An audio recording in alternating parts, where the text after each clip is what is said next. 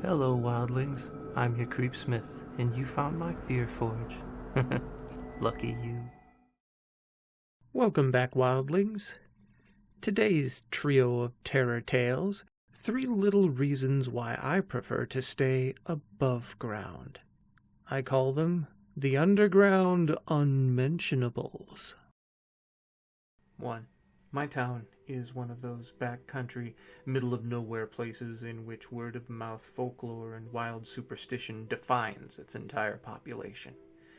It's the kind of place a visitor might hear ethereal music in the woods, or catch a glimpse of an out-of-place animal roaming the empty fields.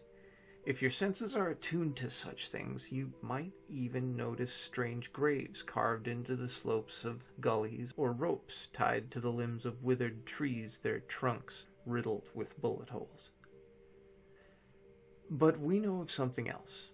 Ineffable horrors dwelling in the depths of the abandoned, isolated coal mine. Legends tell of a pit, a dark place in which some 300 miners lost their lives in a colliery disaster over a century ago. So the story goes, a number of miners had complained about the perilous conditions in the mine on several occasions, many citing bad omens, including the presence of carrion crows in the subterranean depths, and some even claiming to hear the unlikely neighing of startled horses in the ghastly myriad passageways. But the miners' pleas went unheard, resulting in the catastrophic explosion that led directly to their deaths. Whispers exchanged over an ale at the Painter's Greyhound tell of survivors, starving miners entombed in labyrinthine tunnels honeycombing the cold earth beneath our own. Occasionally, the ground opens up and swallows things, dilapidated sheds and the corners of houses, sometimes people. Fodder for the ravenous miners, and pets abandon their owners. Dogs disappearing into shadowy recesses and cats straying deep into the wilderness never to be seen again. As the saying goes here in my town, all victims of the pit. 2. The location of the pit over the course of a century was mostly forgotten. Knowledge of the disaster itself was conveniently buried by those with more pressing political concerns and financial interests.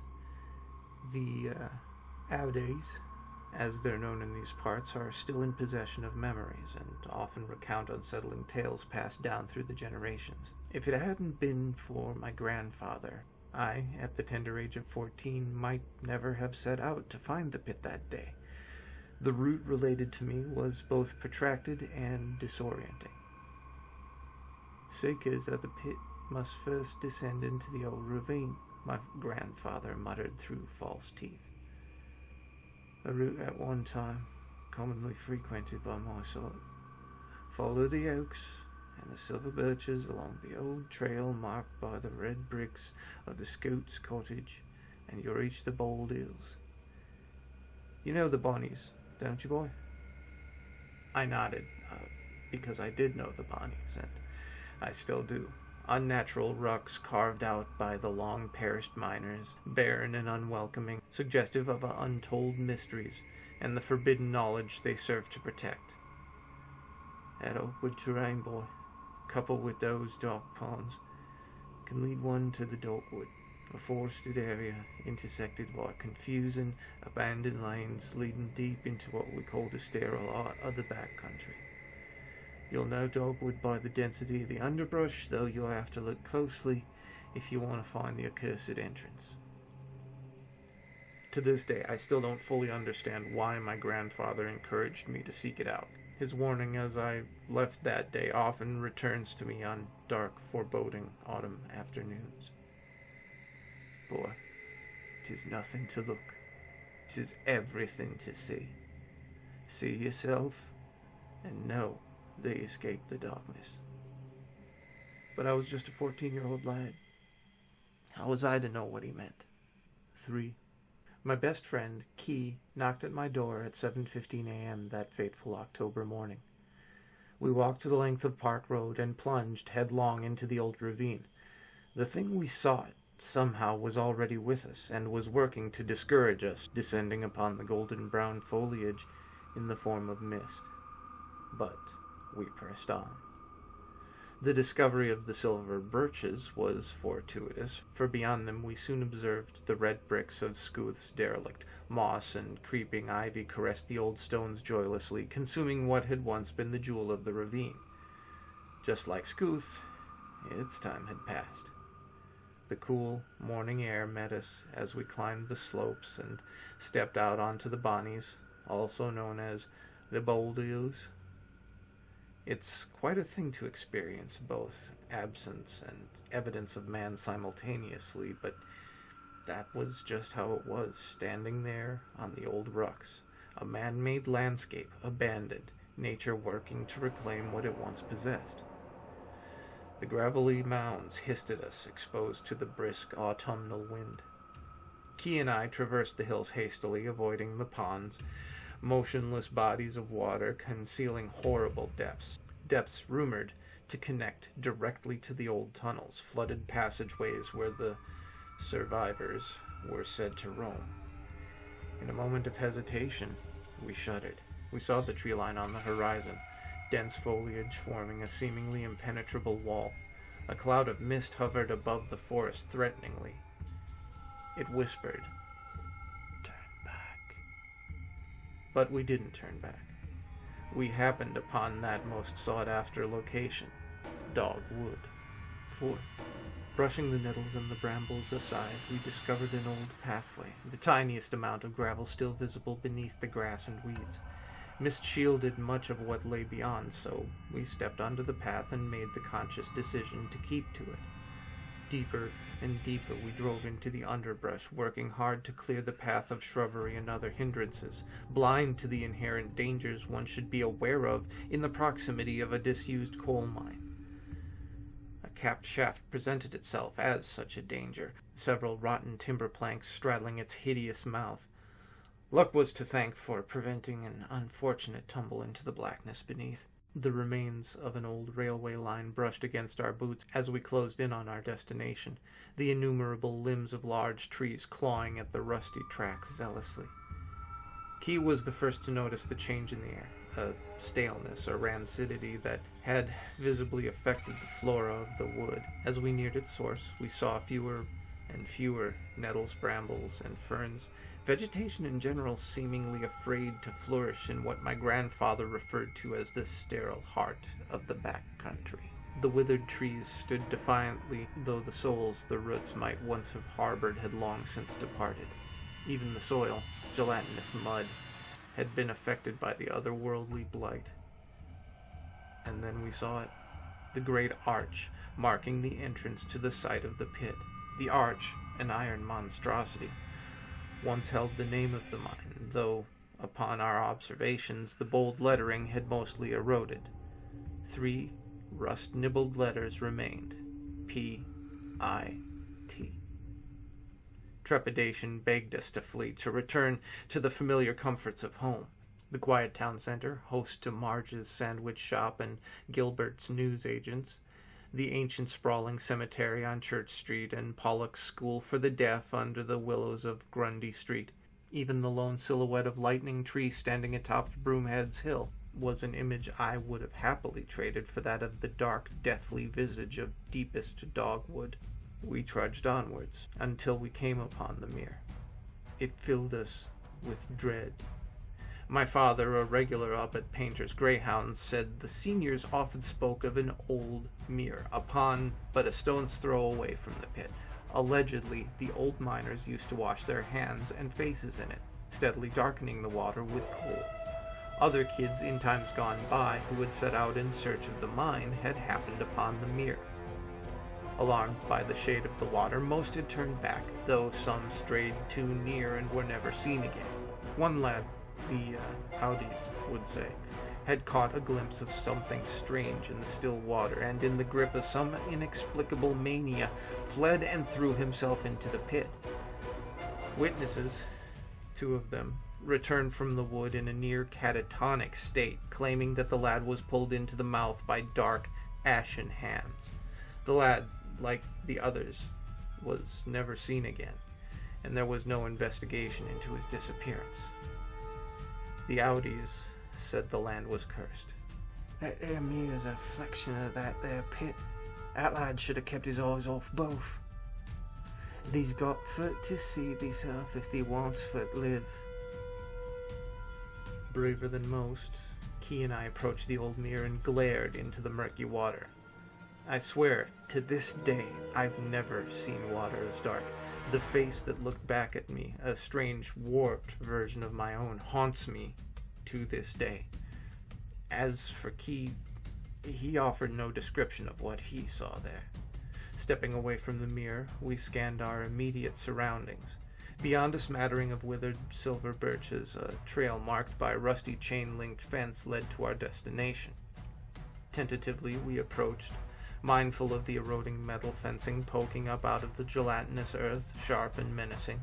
Some 15 paces further, and we were upon it. Blackened, charcoal-like trees loomed eerily above it, their poisoned limbs hanging limply, pointing towards the untold depths below. I still have difficulty describing it. Not in terms of outward appearance, as quite simply it was nothing more than a hole in the ground, some 15 feet in diameter. No, it was the inexplicable sensation that gnawed at my nerve endings and tugged at my faculties. That's what I have difficulty describing. To say that the urge to flee was overwhelming would have been an understatement.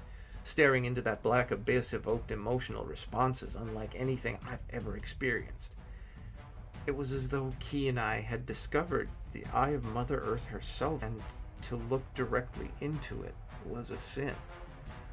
A sin punishable by a fate worse than death. And we'd been warned.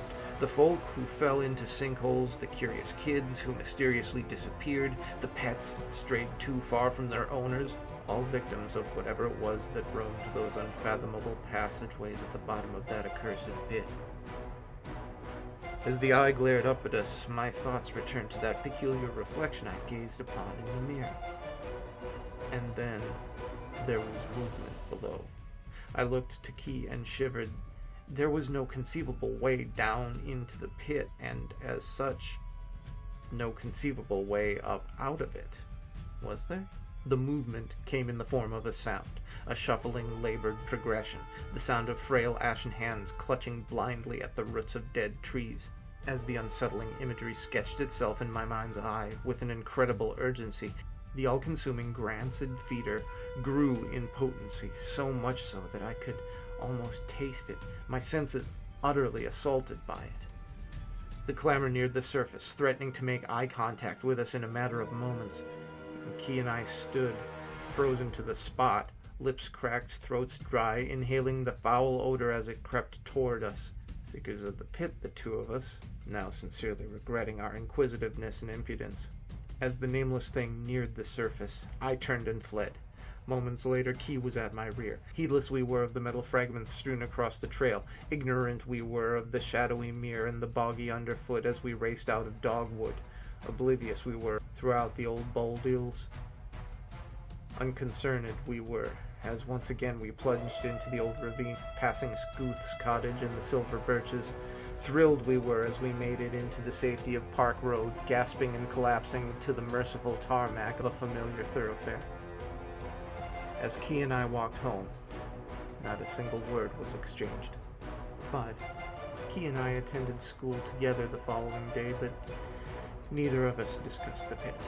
That was our unspoken agreement, both secretly terrified, afraid that spoken acknowledgement of the thing we both knew was out there would confirm it, invite it back into our lives. But our pact didn't last. It should have lasted till the end of our days. We bumped into each other some 5 years later at the bar in the Painter's Greyhound on a dreary autumn evening. The memories spilled out of us, and though several Audis were eavesdropping, none of them had a word to say. Like the church steeple at the heart of our town, one memory stood out above the rest, a memory both of us had attributed to the sordid weaving of a nightmare or a folie à deux. There in the quiet pub we described the strange sound and the hideous fear that we sensed in the instant before we took flight. But as I spoke of the moment, I turned and fled. Key spoke of something else, something deplorable. From out of the pit had emerged the ashen hands and charcoal face of a long-dead miner. He claimed the very same face had replaced his reflection in the mirror. Its empty eyes studied him. As it pointed a pallid finger in his direction, it whispered, "We are coming." It was with those fateful words Key had turned and fled. At the bar, his face fell, the color running out of it completely. He looked up at me then. "They're coming for me," he muttered. "I know it." The next day, I received a phone call. I recognized the caller as Daniel Tately, Key's younger brother. Daniel was morose, his voice but a whisper at the end of the line. There had been an incident at the Tately bungalow, one involving a sinkhole. I shuddered at the implications. The family had awoken in the early hours of the morning to a series of tremendous crashing sounds. Daniel and his parents, the latter of whom still refused to discuss the incident, rushed to Key's bedroom, flung the door open, and stood aghast as their son, brother, and my friend was dragged, kicking and screaming, into a gaping hole, malnourished ashen hands clutching at his head and arms. All this Daniel muttered in hushed tones. He spoke of Key's paranoia in the weeks leading up to the incident, an apparent preoccupation with the subterranean mines beneath our town, fears relating to the distant muffled sounds of pickaxes, and the latent idea that a nameless thing from the heart of the mines had spent 5 long years searching for it. In his mind's eye, he had watched as it traversed the flooded depths, clearing collapsed corridors, looking for the precise location in which to dig hundreds of feet upwards. And he had listened as the encroaching clamor fueled his imagination, coupled with what Daniel referred to as an odor, an overpowering fetor that even the family had noticed in the days leading up to the incident. "It got him," Daniel said. And it had. The occupants of the pit. Life in my town carries on. The few of us who remember such horrors exchange our tales in whispers over quiet ales at the painter's greyhound on the chilly nights. Occasionally, I revisit the fateful moment Key and I gazed into that old mirror.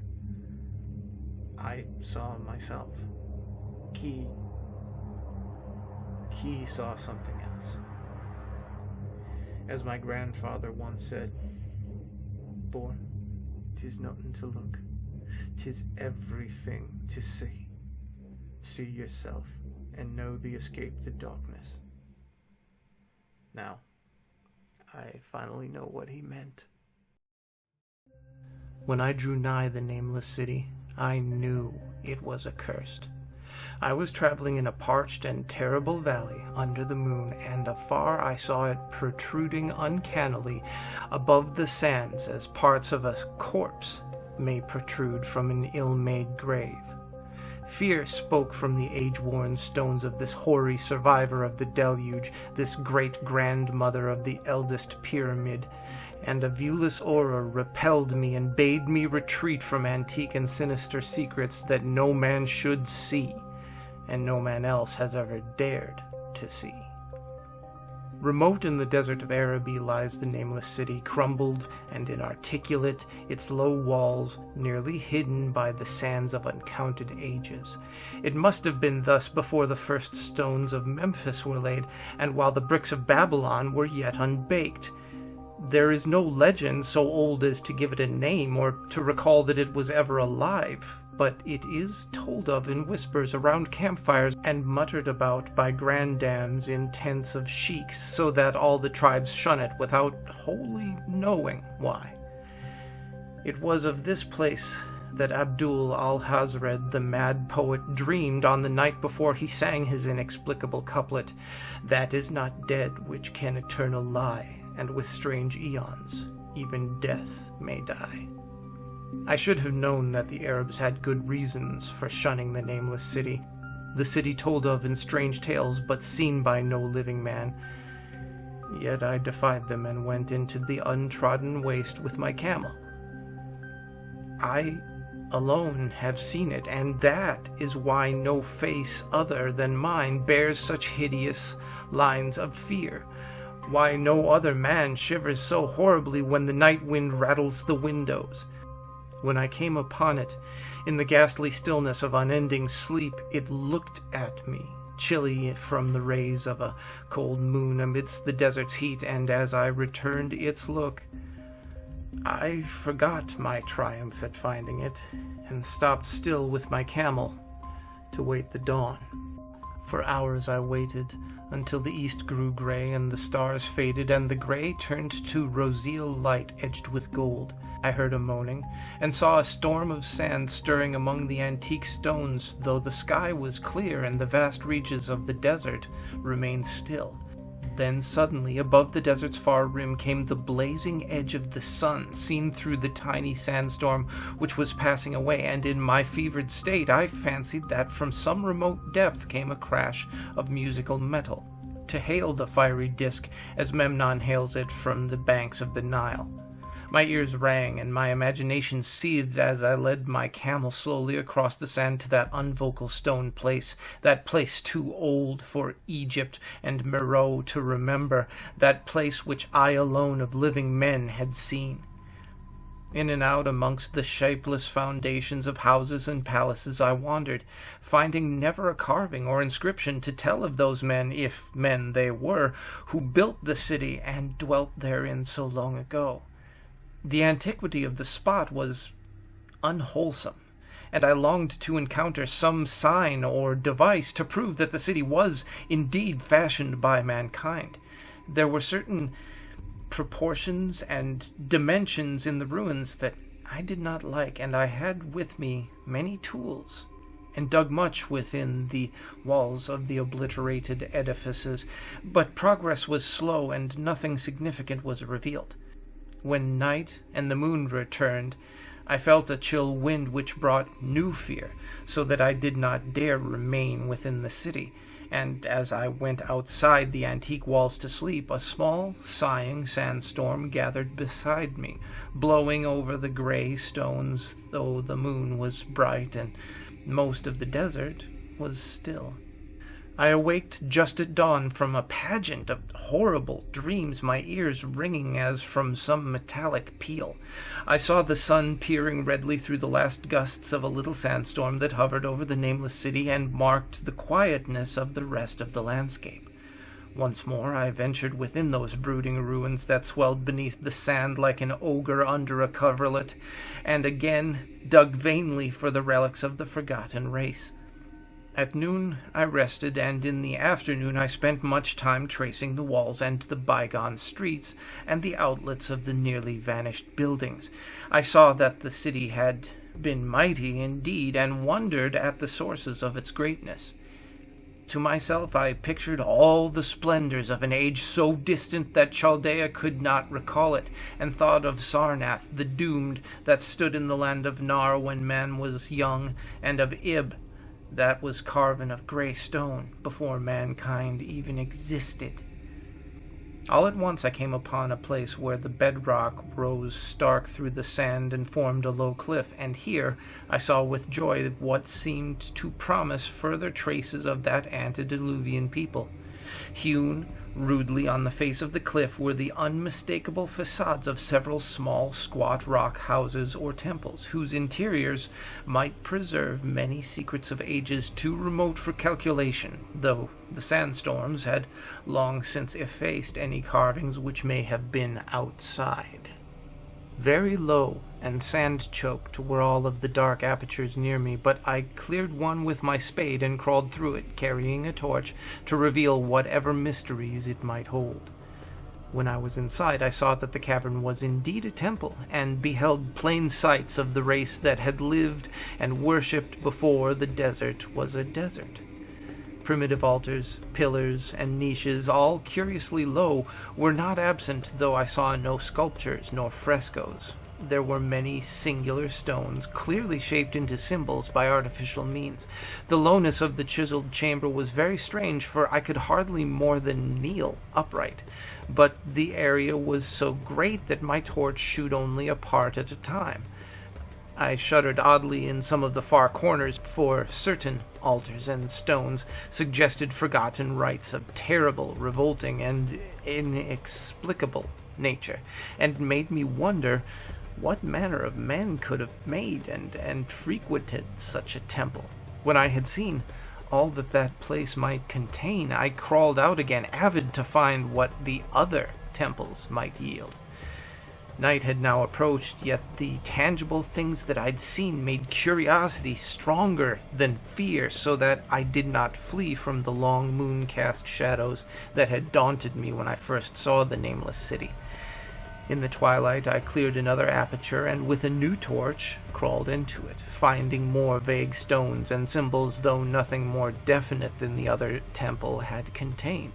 The room was just as low, but much less broad, ending in a very narrow passage crowded with obscure and cryptical shrines. About these shrines I was prying when the noise of a wind and of my camel outside broke through the stillness and drew me forth to see what could have frightened the beast. The moon was gleaming vividly over the primeval ruins, lighting a dense cloud of sand that seemed blown by a strong but decreasing wind from some point along the cliff ahead of me. I knew it was this chilly, sandy wind which had disturbed the camel, and I was about to lead him to a place of better shelter, when I chanced to glance up and saw that there was no wind atop the cliff. This astonished me and made me fearful again, but I immediately recalled the sudden local winds that I had seen and heard before the sunrise, and at sunset judged that it was a normal thing. I decided that it came from some rock fissure leading to a cave, and watched the troubled sand to trace it back to its source, perceiving that it came from the black orifice of a temple long distance south of me, almost out of sight. Against the choking sand cloud I plodded toward this temple, which as I neared it loomed larger than the rest and showed a doorway far less clogged with caked sand. I would have entered had not the terrific force of the icy wind almost quenched my torch. It poured madly out of the dark door, sighing uncannily as it ruffled the sand and spread about the weird ruins. Soon it grew fainter, and the sand grew more and more still, till finally all was at rest again. But a presence seemed stalking among the spectral stones of the city, and when I glanced at the moon, it seemed to quiver, as though mirrored in unquiet waters. I was more afraid than I could explain, but not enough to dull my thirst for wonder, so as soon as the wind was quite gone, I crossed into the dark chamber from which it had come. This temple, as I had fancied from the outside, was larger than either of those that I had visited before, and was presumably a natural cavern, since it bore winds from some region beyond. Here I could stand quite upright, but I saw that the stones and altars were as low as those in the other temples. On the walls and the roof I beheld for the first time some traces of the pictorial art of the ancient race, curious curling streaks of paint that had almost faded or crumbled away, and on two of the altars I saw with rising excitement the maze of a well-fashioned curvilinear carving. As I held my torch aloft, it seemed to me that the shape of the roof was too regular to be natural, and I wondered what the prehistoric cutters of stone had first worked upon. Their engineering skill must have been vast. Then a brighter flare of the fantastic flame shewed me that for which I had been seeking, the opening to those remoter abysses whence the sudden wind had blown, and I grew faint when I saw that it was a small and plainly artificial door chiseled in the solid rock. I thrust my torch within, beholding a black tunnel with the roof arching low over a rough flight of very small, numerous, and steeply descending steps. I shall always see those steps in my dreams, for I came to learn what they meant. At the time, I hardly knew whether to call them steps or mere footholds in a precipitous descent. My mind was whirling with mad thoughts, and the words and warnings of the Arab prophets seemed to float across the desert from the lands that men know to the nameless city that men dare not know. Yet I hesitated only a moment before advancing through the portal and commencing to climb cautiously down the steep passage, feet first, as though on a ladder. It is only in the terrible phantasms of drugs or delirium that any other man can have had such a descent as mine.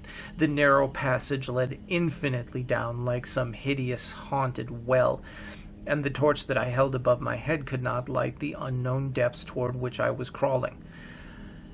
I lost track of the hours and forgot to consult my watch, though I was frightened when I thought of the distance I must be traversing.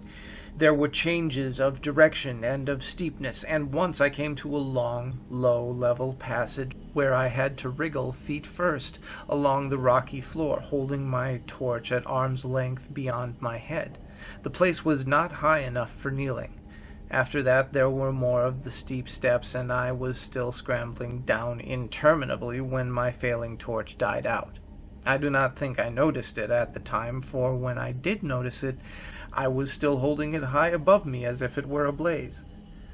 I was quite unbalanced with that instinct for the strange and the unknown which has made me a wanderer upon the earth and a hunter of far, ancient, and forbidden places. In the darkness, there flashed before my mind fragments of my cherished treasury of demoniac lore, sentences from Alhazred the Mad Arab, paragraphs from the apocryphal nightmares of Damasius, and infamous lines from the delirious Image du Monde of Gautier de Metz. I repeated queer extract, and muttered of Afrasiab and the demons that floated with him down the Oxus, later chanting over and over a phrase from one of Lord Dunsany's tales, the unreverberate blackness of the abyss. Once the descent grew amazingly steep, I recited something in sing-song from Thomas Moore, until I feared to recite more. A reservoir of darkness, black as witches' cauldrons are, when filled with moon drugs in the eclipse distilled, leaning to look as if foot might pass down through the chasm I saw beneath, as far as vision could explore, the jetty sides as smooth as glass, looking as if just varnished o'er, with that dark pitch the sea of death throws out upon its slimy shore. Time had quite ceased to exist when my feet again felt a level floor, and I found myself in a place slightly higher than the rooms in the two smaller temples now so incalculably far above my head. I could not quite stand, but I could kneel upright, and in the dark I shuffled and crept hither and thither at random. I soon knew that I was in a narrow passage whose walls were lined with cases of wood having glass fronts, as in that Paleozoic and abysmal place. I felt of such things as polished wood and glass, and I shuddered at the possible implications. The cases were apparently ranged along each side of the passage at regular intervals, and were oblong and horizontal, hideously like coffins in shape and size. When I tried to move 2 or 3 for further examination, I found that they were firmly fastened. I saw that the passage was a long one, so floundered ahead rapidly in a creeping run that would have seemed horrible had any eye watched me in the blackness, crossing from side to feel of my surroundings and be sure that the walls and rows of cases still stretched on. Man is so used to thinking visually that I almost forgot the darkness and pictured the endless corridor of wood and glass in its low, studded monotony as though I saw it. And then, in a moment of indescribable emotion, I did see it. Just when my fancy merged into real sight, I cannot tell, but there came a gradual glow ahead, and all at once I knew that I saw the dim outlines of the corridor and the cases revealed by some unknown subterranean phosphorescence. For a little while, all was exactly as I had imagined it, since the glow was very faint. But as I mechanically kept on stumbling ahead into the stronger light, I realized that my fancy had been but feeble. This hall was no relic of crudity like the temples in the city above, but a monument of the most magnificent and exotic art. Rich, vivid, and daringly fantastic designs and pictures formed a continuous scheme of mural painting whose lines and colors were quite beyond description. The cases were of a strange golden wood with fronts of exquisite glass, and contained the mummified forms of creatures outreaching in grotesqueness the most chaotic dreams of man. To convey any idea of these monstrosities is impossible. They were of the reptile kind, with body lines suggesting sometimes the crocodile, sometimes the seal, but more often of nothing which either the naturalist nor the paleontologist has ever heard. In size they approximated a small man, and their forelegs bore delicate and evidently flexible feet, curiously like human hands and fingers.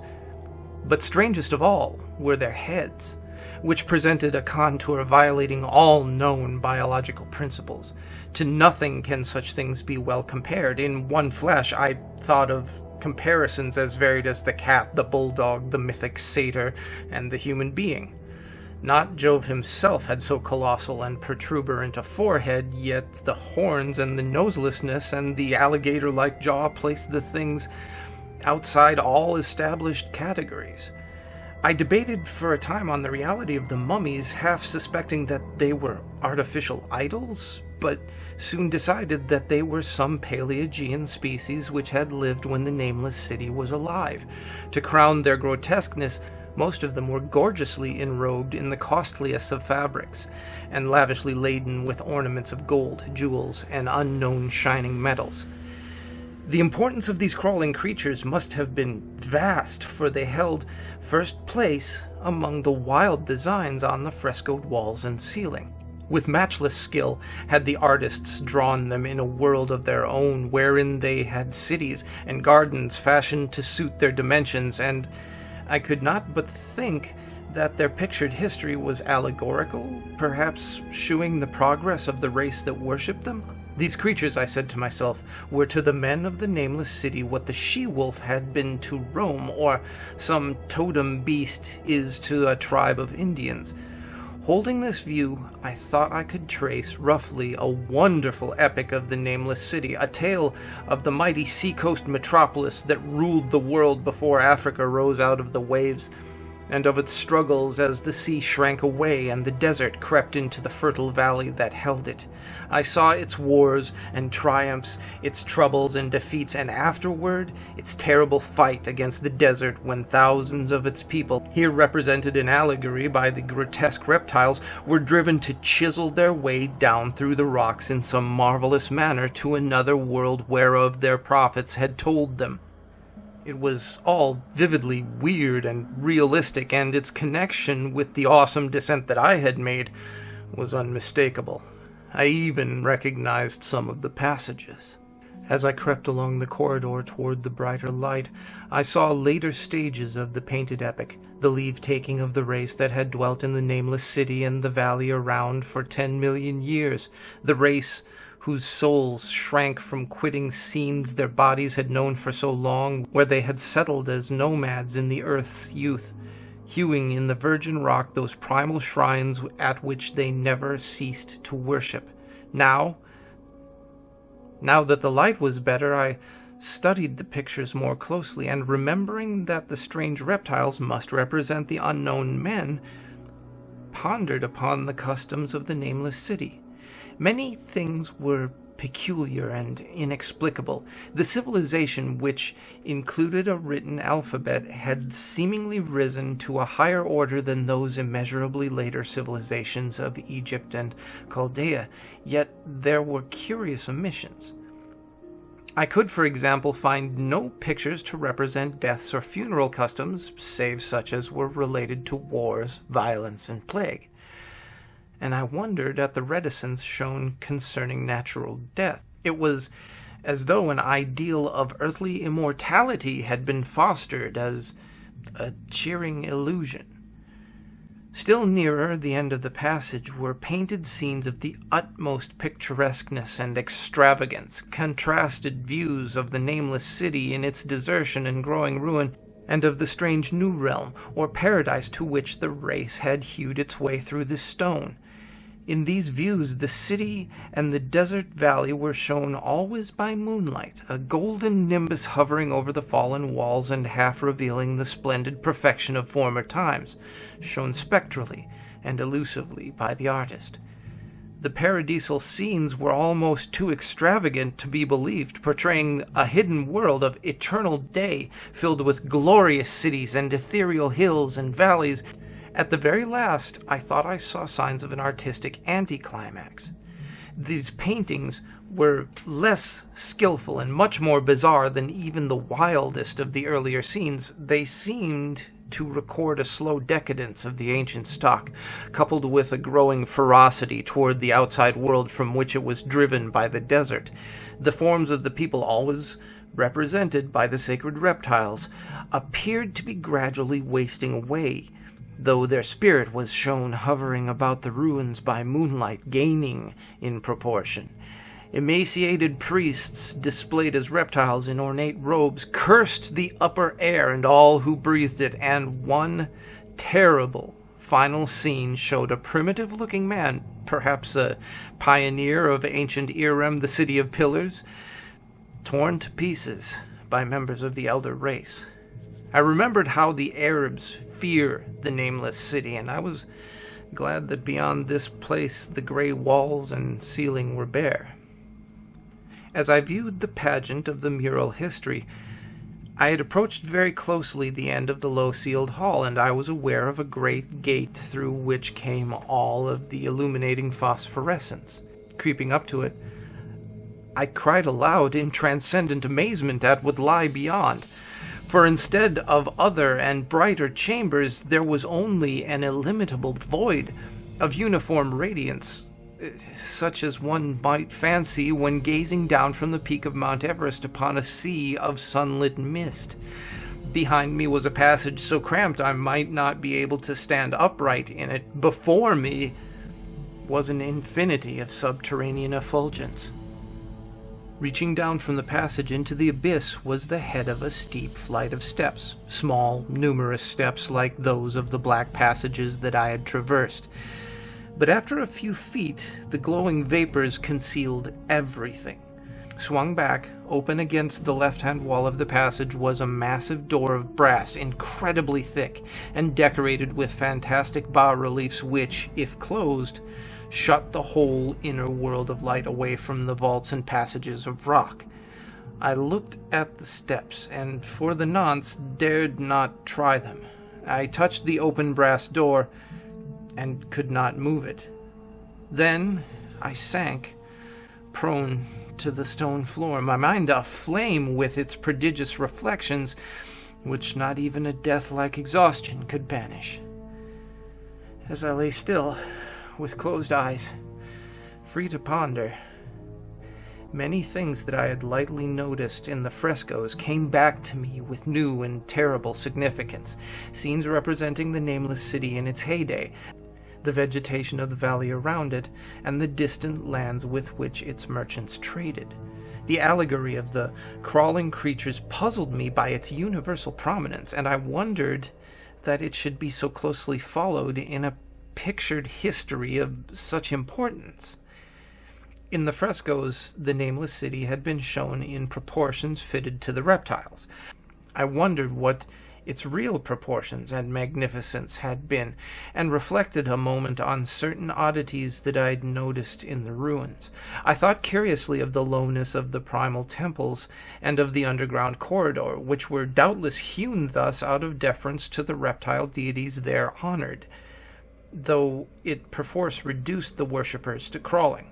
Perhaps the very rites had involved a crawling in imitation of the creatures. No religious theory, however, could easily explain why the level passage in that awesome descent should be as low as the temples, or lower since one could not even kneel in it. As I thought of the crawling creatures, whose hideous mummified forms were so close to me, I felt a new throb of fear. Mental associations are curious, and I shrank from the idea that, except for the poor primitive man torn to pieces in the last painting, mine was the only human form amidst the many relics and symbols of primordial life. But, as always, in my strange and roving existence, wonder soon drove out fear, for the luminous abyss and what it might contain presented a problem worthy of the greatest explorer. That a weird world of mystery lay far down that flight of peculiarly small steps I could not doubt, and I hoped to find there those human memorials which the painted corridor had failed to give up. The frescoes had pictured unbelievable cities, hills, and valleys in this lower realm, and my fancy dwelt on the rich and colossal ruins that awaited me. My fears, indeed, concerned the past rather than the future. Not even the physical horror of my position in that cramped corridor of dead reptiles and antediluvian frescoes miles below the world I knew, and faced by another world of eerie light and mist, could match the lethal dread that I felt at the abysmal antiquity of the scene and its soul. An ancientness so vast that measurement is feeble seemed to leer down from the primal stones and rock-hewn temples of the nameless city, while the very latest of the astounding maps in the frescoes showed oceans and continents that man has forgotten, with only here and there some vaguely familiar outline of what could have happened in the geological aeons since the painting ceased and the death-hating race resentfully succumbed to decay. No man might say. Life had once teemed in these caverns in the luminous realm beyond. Now I was alone with vivid relics, and I trembled to think of the countless ages through which these relics had kept a silent and deserted vigil. Suddenly there came another burst of that acute fear which had intermittently seized me ever since I saw that terrible valley in the nameless city under a cold moon, and despite my exhaustion, I found myself starting frantically to a sitting posture and gazing back along the black corridor towards the tunnels that rose to the outer world. My sensations were much like those which had made me shun the nameless city at night, and were as inexplicable as they were poignant. In another moment, however, I received a still greater shock in the form of a definite sound, the first which had broken the utter silence of these tomb-like depths. It was a deep, low moaning, as of a distant throng of condemned spirits, and came from the direction in which I was staring. Its volume rapidly grew, till soon it reverberated frightfully through the low passage, and at the same time I became conscious of an increasing draught of cold air, likewise flowing from the tunnels and the city above. The touch of this air seemed to restore my balance, for I instantly recalled the sudden gusts which had risen around the mouth of the abyss each sunset and sunrise, one of which had indeed served to reveal the hidden tunnels to me. I looked at my watch and saw that the sunrise was in fact near, so braced myself to resist the gale which was sweeping down to its cavern home as it had swept forth at evening. My fear again waned low, since a natural phenomenon tends to dispel broodings over the unknown. More and more madly poured the shrieking, moaning night wind into that gulf of the inner earth. I dropped prone again and clutched vainly at the floor for fear of being swept bodily through the open gate into the phosphorescent abyss. Such fury I had not expected, and as I grew aware of an actual slipping of my form toward the abyss, I was beset by 1,000 new terrors of apprehension and imagination. The malignancy of the blast awakened incredible fantasies.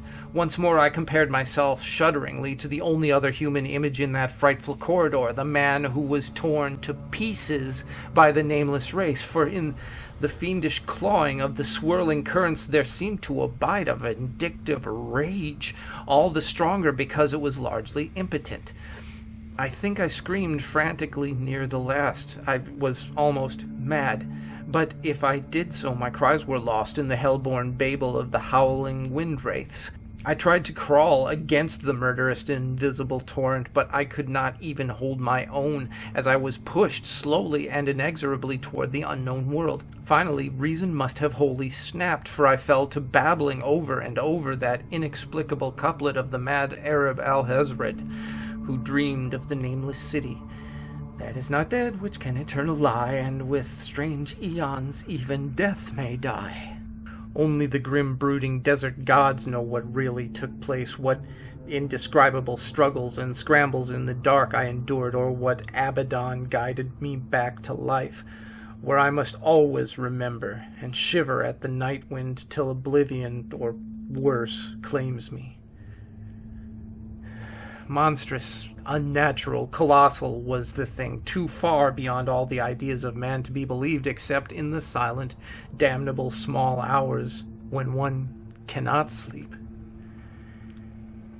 I have said that the fury of the rushing blast was infernal, cacodemoniacal, and that its voices were hideous in the pent-up viciousness of desolate eternities. Presently, those voices, while still chaotic before me, seemed to my beating brain to take articulate form behind me, and down there in the grave of unnumbered eon-dead antiquities, leagues below the dawnlit world of men, I heard the ghastly cursing and snarling of strange-tongued fiends. Turning, I saw, outlined against the luminous ether of the abyss, what could not be seen against the dusk of the corridor, a nightmare horde of rushing devils, hate-distorted, grotesquely panoplied, half-transparent devils of a race no man might mistake, the crawling reptiles of the nameless city. And as the wind died away, I was plunged into the ghoul-peopled blackness of the earth's bowels, for behind the last of the creatures, that great brazen door clanged shut with a deafening peal of metallic music whose reverberations swelled out to the distant world, to hail the rising sun, as Memnon hails it from the banks of the Nile. Hey kids. I may never understand this whole need for people to anthropomorphize, well, pretty much anything.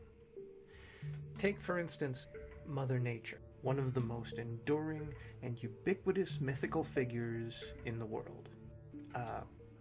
On the other hand, people seem too eager to forget that the beloved universal source of all life is also an indiscriminate genocidal mass murderer of monstrous proportions.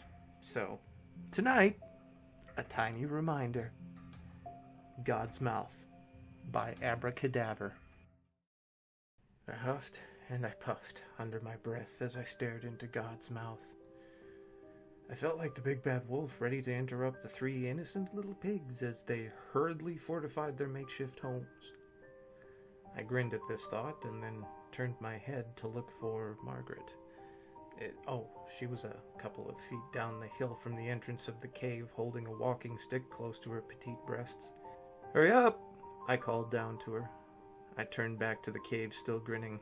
An old rotted sign outside read, "God's Mouth Cave. Keep out." What a tired cliche. Margaret finally made it to the entrance and stood beside me, almost doubled over and out of breath. I looked down and smiled. "Check it out," I laughed. "God's mouth. Wonder where Jesus' anus is." I chuckled to myself. Margaret was less amused. "Give me the damn water bottle," she said, exasperated. The open bottle met her lips, and for a moment I felt peaceful in a way, watching her drink that water. Actually, I take that back. The peaceful comment, I mean. It was more of a feeling sort of hard to put my finger on or give a name, but I could settle for a nice content. Content seemed to be one of those words that manifest itself when natural human words seem to fail. Again, it's an utter cliche, but it felt good to feel that strange mixed-up sort of happy for once. I sighed and turned on my flashlight. I pointed it into the cave. A black void. God's mouth. This seemed like the antithesis of any kind of Holy Spirit. I turned again to Margaret. "You ready?" I asked. She was finally standing straight up, and she nodded. I clapped a friendly hand to her back, and we walked into God's mouth. The inside was not unlike the preview that I had glimpsed outside with my flashlight. Dark, dismal, and endlessly black. It seemed to stretch on endlessly no matter how I positioned the flashlight. The rocky terrain was damp and imposing. The last natural light slowly disappeared behind Margaret and I as we made our way deeper and deeper. I found it strange how soft and compelling the world around me now appeared, despite the stalactites, stalagmites, and other various rocky formations being so jagged. It seemed that even amongst the pointed teeth of, well, God, I could lay down and rest there forever. It was somehow comfortable. Apparently, Margaret did not agree. She shivered uncomfortably under my arm. I raised my eyebrow. "Need your coat?" I asked.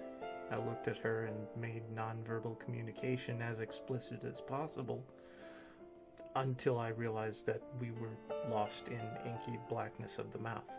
I bit my lip and I waited, but she didn't respond. For a couple of minutes we walked on in silence. She stopped and stood motionless, and then I stopped too. "Why the hell are we even in here?" she said. She sounded irritated.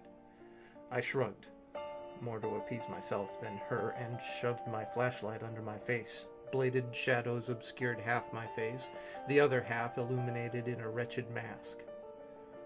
"Because it's spooky," I cried, chuckling. She didn't move or respond. I sighed. "I thought you wanted to go," I said. I noticed how my voice echoed against the cave walls at any volume. I began again, scratching at my chin.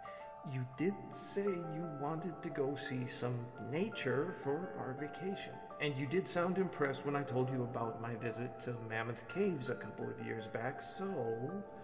My voice trailed off. I could still sense her irritation. "No," she said. I frowned. "No. You wanted to go here. I wanted to go to a beach or something, but no. A cave. A cave, Nathan." She sounded more like the big bad wolf now. "I know that you have this weird fetish for spelunking or something, but I don't really want to be dragged into it. Don't get me wrong. I'd love to go on a trip and get into nature and fresh air, but this..." I could hear her arms flail and gesture about in the thick air. "This is cave air, not fresh air. This air is practically fermenting. Plus, isn't this illegal? Can we please just leave?" We both stood there. The only sound that could be heard was the electricity in the air being stifled and smothered by the damp atmosphere. Finally, I just began to walk. I didn't hear Margaret follow me, but I kept moving forward. Then, "Nathan," she said, "stop. Just please stop." So I stopped. "I'm sorry," she said. I could hear her moving closer to me. "I'm tired and I'm not used to running and climbing around and the like. I'm just tired." "It's okay," I said. She gripped my arm. "Really, it's fine." I shook my head. "Which way's out?" "I don't remember." I could feel Margaret physically pause. Neither one of us could remember. Somehow, in the confusion of our argument, I'd forgotten which way we'd been moving. "Idiot," I thought to myself. I should have brought a goddamn rope or something to trail from the entrance of the cave. I felt like I had to take some action, so without much thought, I turned 180 degrees, back the way we'd come, and said, "This way." We walked for what had to be hours. My feet were tired and sore, and I could hear Margaret's groans from behind me. She held my hand tightly, and I felt terrible.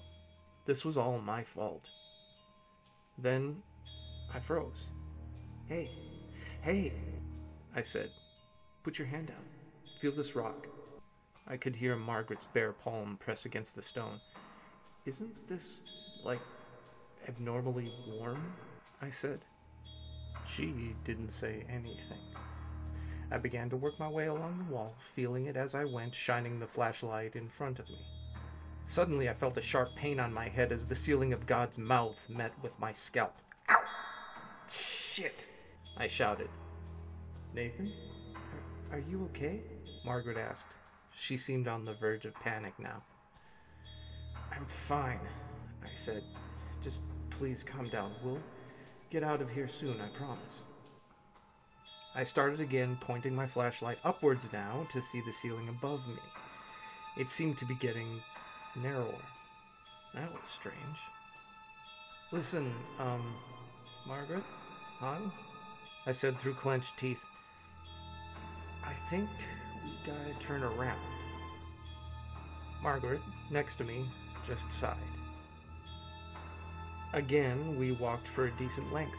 I kept my flashlight pointed upwards this time, and sure enough, the space in the cave seemed to become smaller and smaller. If there was any resonating light left in God's mouth aside from my flashlight, I'm sure Margaret would have been able to see the whites of my eyes spreading in panic. We were completely lost. I let go of Margaret's hand and began to feverishly feel my way along the walls. No, Nathan, I heard her shout. I just kept going. We had to get out. If we were lost, no one would be able to find us. I kept feeling along the wall until I abruptly hit a corner again. Fuck! I said out loud. This seems to be a dead end.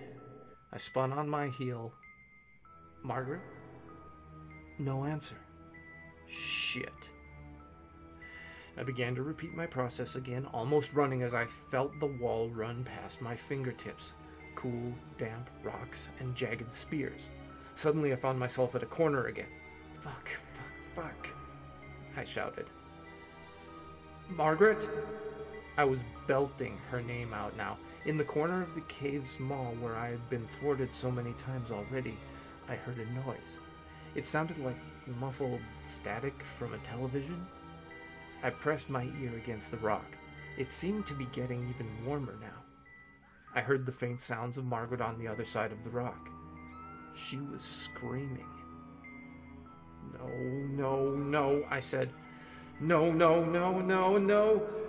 I began running haphazardly into the walls around me. With dawning realization came a wave of sheer horror. There was no entrance. There was no exit. Only these four corners and me. I could feel the blood began to trickle from the cut that I had managed to get by bashing my body into the cave's walls. They were closing in on me. They were coming in for the kill, and soon they would be pressing on my skull and crushing my rib cage. I sat there for hours, waiting for death. My flashlight was becoming dim and blinking, and finally I felt the soft touch of these rocky walls press against my back. I began to cry as I lay down on the ground. I let my flashlight roll on the small hills of stone.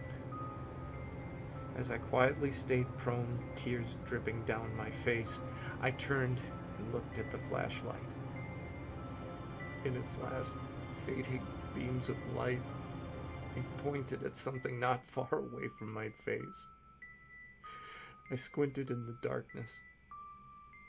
My eyes widened, and I felt tears fall even harder from my face. The rocks were piercing my skin now, and the blood was running from all sides. There, in the last of my flashlight, was the appetizer. The spotlight shone on a hand whose nails were painted red, and I screamed in agony as I watched God's mouth chew its latest meal. Well, thank you for listening, wildlings. So stay scary out there. Be careful in those caves, and make the most of your nights.